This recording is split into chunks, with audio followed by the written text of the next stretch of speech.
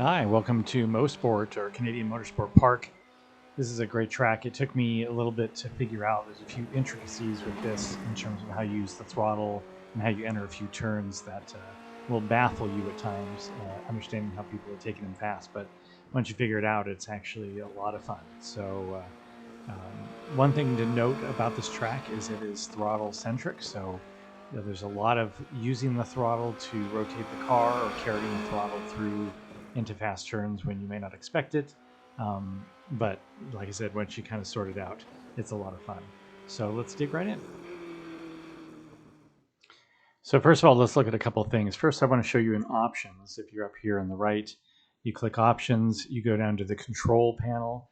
I mentioned in another video that you can set your pit speed limiter to a button on your wheel, which is what I did here. You can see I've assigned it to just a button. It doesn't matter which one, whichever one's most convenient for you, but that enables you to prevent those errors. The second is going to the garage section. Here is where you can either change your setup or load a setup. If you notice under my setups, I have a bunch of different setups for various tracks. I got them from this place called Major's Garage, which I really like. Number one, I like because they offer free baseline plus setup, and that's a great place to start. And then if you want more advanced setups, then you can buy other ones, and they're really inexpensive. So as you can see, if you click through to your car, and you can see almost every track, they got every crazy track there is pretty much so far. I haven't found one that hasn't, but you can see baseline plus is 0. But you can also select, in this case, I think for Mosport, they have a driver setup, which is a little bit faster, a little bit more customized, and you can buy that for, I believe, it's $3. So really great option. Beyond that, you can actually join. There's a membership that you can join that allows you, for a monthly cost, to have access to setups from all different tracks and all different cars, qualifying setups, ghost lap files, things like that. All stuff you can read up on Major's Garage. There'll be a link down in the description. Make sure to click that if you are interested. But the great thing is that they're free to start, and they really do make a big difference when you are getting into your first laps. I found that the base setup that comes with iRacing is a little clunky. So by the way, if you download it, you go into Documents on your computer, under iRacing, of course, and then there's a Setups folder that should already be there. There will be one for your car, whichever car you're using, you put it in there. So you can see here, there's the the baseline Canadian Mosport version. So then you just go into that settings file. You can see when you hit My Setup and select that one, and you hit Done, and you're set to go.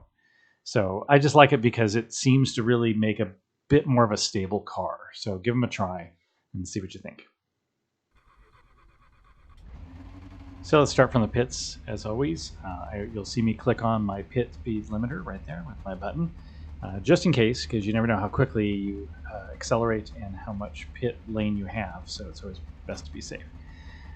So here we go, we're going to pull out.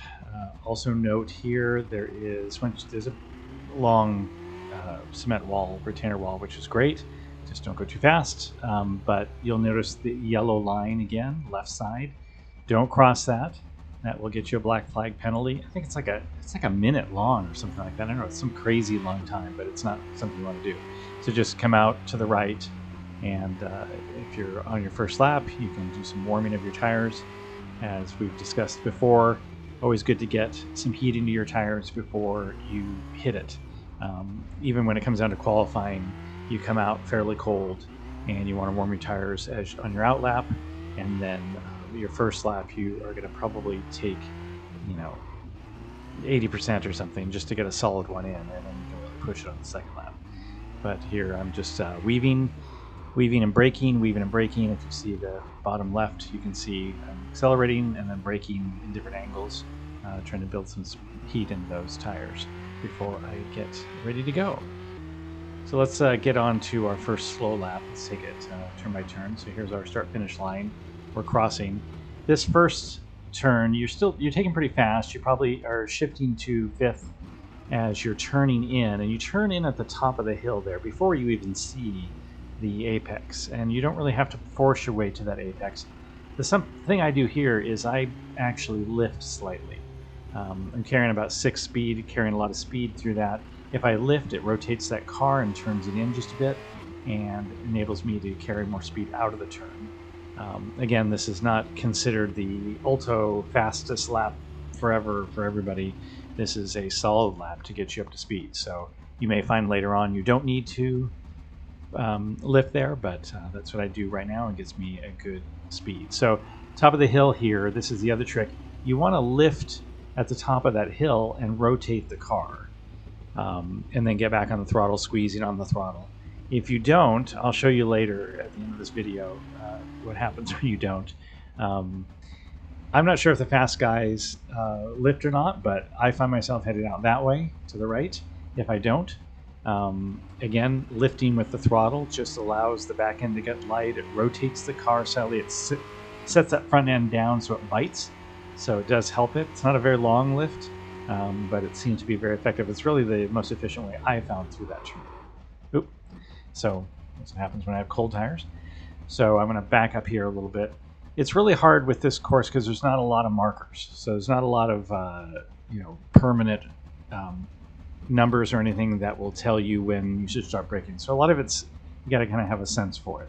And don't even look at the scratch marks on the pavement, because some of those are created by me or they will disappear for whatever reason. But you just have to get a sense of it. So you're coming into this turn, you're at 7th, so you're going to download 6, you're downshift 6th, 5th, 4th. You'll be 4th about here. This is a good trail braking turn. So you brake hard coming in, ease off the brakes, get back on the throttle. So now you're squeezing the throttle back on and carrying out to the edge of the track. I never found myself using all of that track. But again, that may be because I'm not taking the most speed I could. But at this point, to build into it, that's good practice too. You don't have to use the whole track. So this one also turns out to be a flat out turn. I'm about 7th gear right here just before the straight. And then as I get to this straight, I get the car straight, and maybe a beat after it is when I hesitate and start braking in the straight line for this turn. So you're going from 7th gear, pretty flat out, down to a very slow hairpin. So you got to get your braking done. And this is something you'll experiment with, finding a deeper and deeper braking point.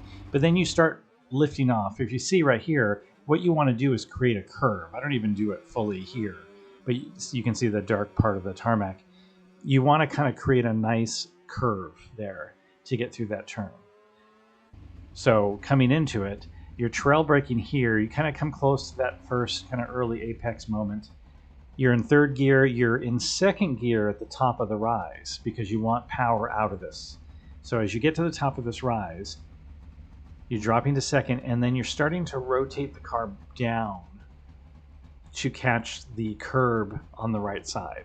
It's a little hard to see here with my mirror in the way, but let me back up and show you. But you can see that curb right there. You want to be able to basically kind of do a nice oval that gets you right by that curb so you can get on your throttle early. If you're still in your turn, if you're too tight in the middle of this turn, you're going to have to stay off your throttle longer. So you want to get by that and be able to shoot down the straightaway as fast as you can. Also, this is another case of squeezing on your throttle. You do not want to stomp on your throttle. I'll also show you an example of that later. But you have to be gentle with your throttle. Squeeze on it, let it pick up and settle down. If there's a nice dip there, so you got to make sure that the car is settled down as you squeeze on the throttle, and then you're out through the straightaway. Real quick note while we're running down here on your shifting. If you see the dots on the red panel there, you really want to make sure that you get them all the way up to red line. You want to get all the dots before you shift. If you're shifting too early, you're not using all the torque of the car. So just be aware of that. Now we're coming into this turn. You're going to be kind of in the middle of the turn, and you're taking it flat out. So you're still on your 7th gear full throttle through this. Middle of the turn, you turn in. And again, this is how I do it. Somewhere about here, I lift and downshift 1 gear. What that does is it rotates my nose in towards that apex and allows me to make the turn again. If I don't lift a little bit and rotate the car like that, I can't make the turn. So Again, the faster guys probably know a better way to do it, but this is how my setup works. And that enables you to have straight right here. So your straight line in, you can do some hard braking right here to get it to fourth, so you can sweep through this turn. So you're going to reach around a little bit. You're not going to early apex there at all. You want to totally late apex so that you can get on the throttle quickly and take a little bit of a short shoot run down here. So now you're fourth gear, you're getting as much speed as you can out of this, and you brake again and drop it to third and sweep through this turn just like this, and you're back on the throttle, squeezing it on, and that leads you down the straightaway, or what little straightaway this is. But this is the front straight. The start finish line is right there at the tower, and that's a nice little lap. So let's take a look at it with a little bit more speed. So here we are coming back to the start finish line. We're going to turn in at the top of the hill, just at the berm. We're going to lift slightly and then back on the throttle. It helps rotate the car. We're going to come out, move over to the right, lift at the top of the rise right there, and back on the throttle, squeezing on the throttle, following it through, let it unwind. We're going to come up, we're going to brake, and then we're going to ease off, trail brake a little bit there, and back on the throttle at the apex. Let it unwind. Okay, this is going to be fast. You're going to do this flat out. 6th gear, then 7th gear. Once the car is straight, you're going to hard brake in the straight line right there, and then you're going to trail brake up the hill, 3rd, 2nd at the top of the rise, right in the throttle, back on, then squeeze on the throttle. So that, carry that throttle through that turn. Now we're back to the back straightaway. See, it's hard to show a medium lap on this one. We're going to come up to this turn. Remember, you're flat out. You're in 7th gear by now, right over that rise. There you go. And now we're going to come to the turn, middle of the track. Turn in, carrying the full throttle, about mid right there. Lift, downshift, back on the throttle. Straightaway, downshift twice. Carry through that turn. Downshift again right here to 3rd. And back on the straight. Pretty quick lap. So this is a quick one, top of the hill. Before you even see the curb, you're going to turn in, turn down the hill. At the middle, you're going to lift slightly and back in. You'll rotate the car, let it unwind to the edge.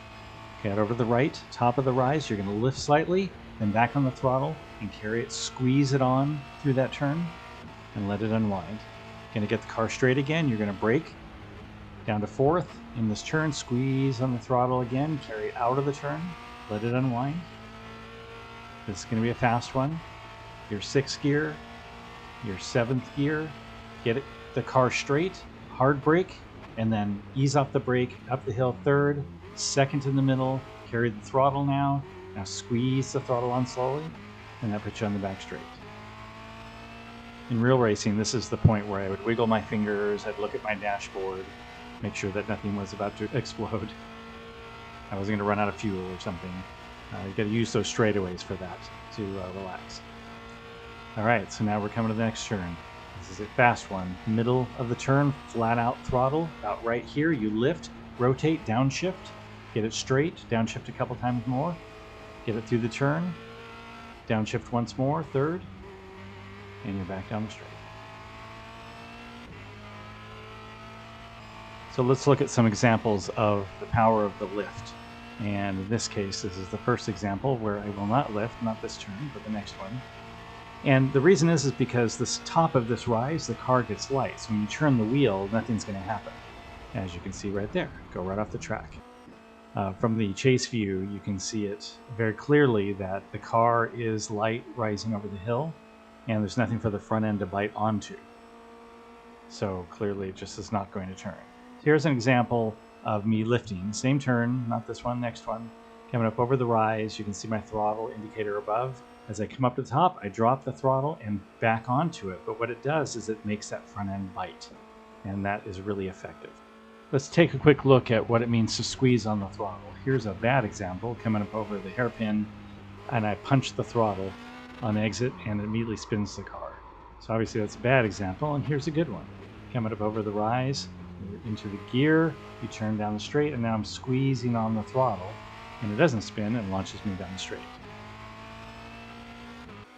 and that's Canadian Tire Motorsport Park, or Mosport. It's a great track. Once you learn it, you'll have some aha moments. Here's a few tips. Make sure to use that throttle to rotate the car. We talked about it a lot on this track, and it really does help. Also, learn to trail brake. So that means get your hard braking done in a straight line, and as you ease off the brake, you're turning in. But just don't turn in while you're still hard braking. Also, squeeze the throttle on. Don't jam the throttle on. That applies in a lot of turns in this track and generally with the car. And you really do benefit by being brave in several turns, carrying the full throttle through once you get comfortable. But just if you lift, it's actually going to be more damage than carrying the throttle in. So make sure to practice that. Thanks for watching. Make sure to subscribe. We'll keep uploading videos as we make them. And if you have any requests for things you want to see, make sure to leave comments. Also follow us on Instagram. Thanks.